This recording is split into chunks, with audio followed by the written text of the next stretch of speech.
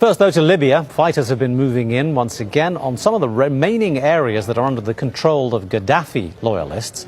Violence broke out before the expiry of the Saturday deadline for the pro-Gaddafi fighters to surrender. Now, we're hearing about battles inside the town of BaniWalid now, and both sides are saying that reinforcement fighters have been arriving in that town overnight. There's also been fighting further east, near Gaddafi's hometown of Sirte. The National Transitional Council says they responded to rocket attacks from pro-Gaddafi forces in the town.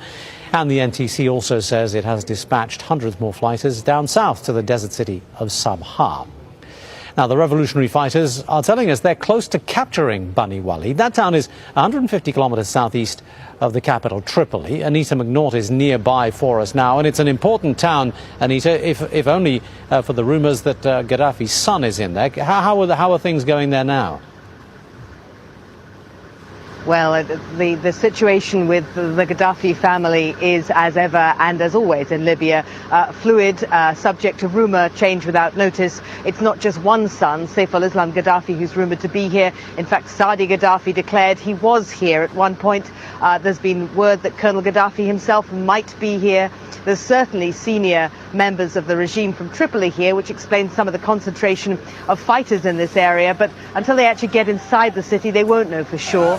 And of course, the southern corridor to BaniWalid has been left open, so that if one of these or all of these figures chose to slip away in the days leading up to the expiry of the deadline, they could have done so.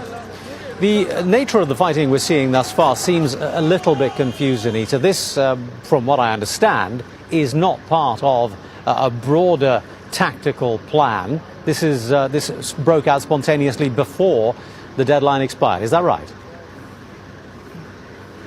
Well, it did, and the way that the chief negotiator based on the northern side of the city, Abdullah Kenshal, characterized this was he said, we were observing the deadline, but the Gaddafi forces drew us into the fight.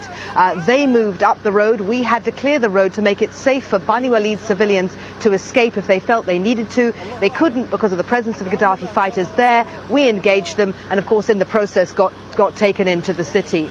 If I could characterize the two fronts, if you like, the southern one that I'm on and the northern front that Sue is on, Sue Turton, our other correspondent here, it is that the northern front appears to be a little bit more volatile, a little bit more quick to react to provocation. The southern front, where I am, appears to be a little more measured, a little more calculated. Yesterday we went on a very deliberate probing mission right to the outskirts of BaniWalid. We sat there in the desert, lined out along the sand, looking at the lights of the town and waiting to see what kind of reception they gave us. They wanted to gauge how warm the reception was going to be. Well, the answer was not warm at all. They fired artillery at us, and in the end we had to withdraw under fire. Fire was returned, of course. They wanted the people in BaniWalid, the fighters loyal to Gaddafi, still the people, how many remains who are loyal to Gaddafi and BaniWalid itself, to understand the southern front was also engaging too. So with that message very clearly given, and with NATO